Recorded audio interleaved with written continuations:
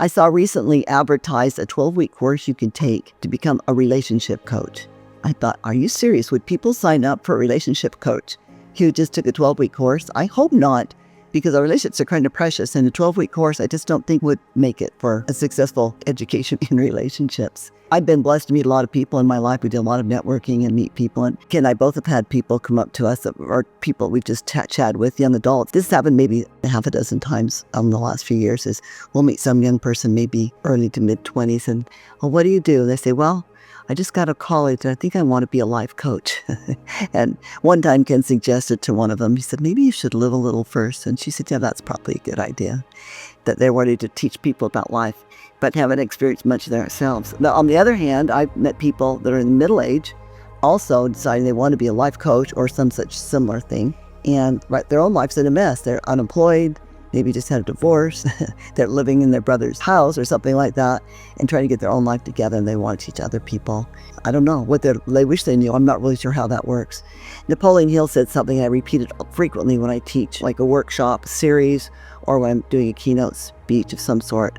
I'll repeat this from Napoleon Hill. Napoleon Hill was the writer of Think and Grow Rich. You should read that if you haven't read it.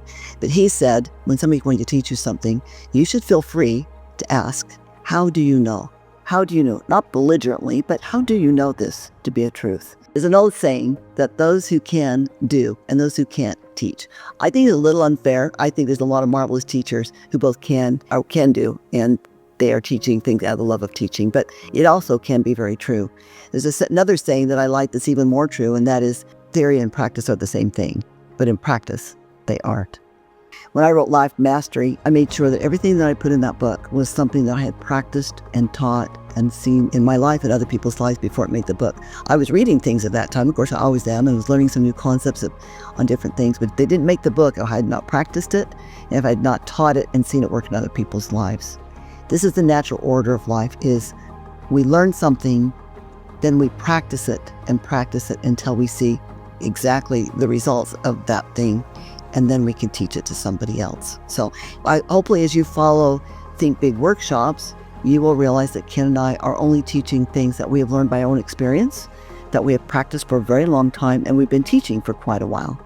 I've been doing life coaching since before it was even a thing, and speaking on many of these topics for 20 years, and Ken as well.